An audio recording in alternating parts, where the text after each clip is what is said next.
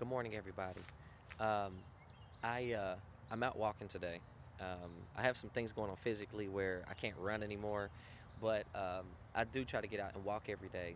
And as I was walking, the Lord reminded me of something that happened last week, and I want to share it with you guys. Okay, so I was talking to a friend of mine he was working on a house that he purchased, and I went to go check him out because when you are in this line of work, because I rehab houses and do property development.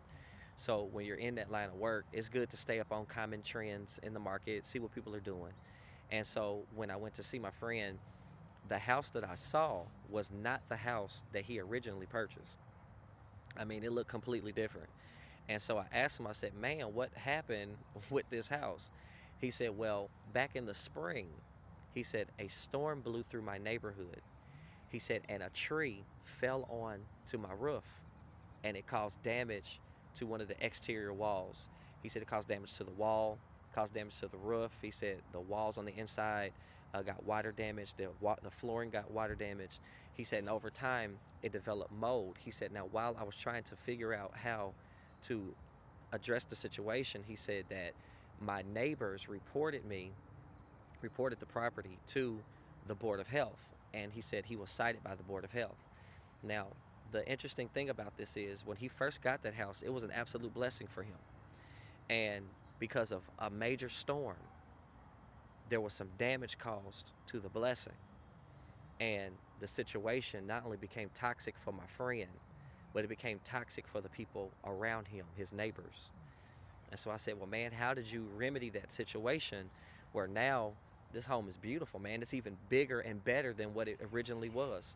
He said, well, I spoke to a contractor. He said, and the contractor informed me that I did not have to rebuild my home.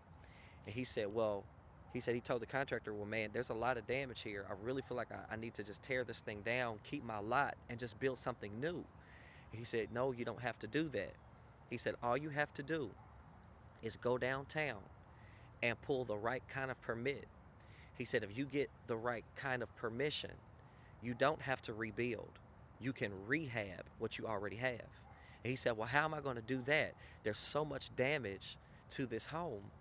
There's really nothing that can be salvaged. He said, that's not true. He said, the difference between you rebuilding and rehabbing is as long as when you start to rehab, you leave the wall that contains the chief cornerstone of the original structure, then you don't have to rebuild, but you can rehab what you already have.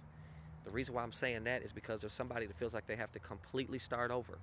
Something happened to a blessing that has caused so much damage that it has become poisonous for you and for those around you. And you feel like the only remedy is to completely destroy it and start something completely new. And what I'm telling you is this, that there is a difference between rebuilding and rehabbing. And the difference is that when you go to rehab, all you have to do is make sure that you keep intact the original cornerstone of the structure. For the Christian, the cornerstone is Jesus Christ. So I said all that to say this, that you don't have to start completely over. If you get the right kind of permit from God, you can just rehab your situation instead of completely rebuilding your situation. The key is to make sure that you leave intact the chief cornerstone. God bless you.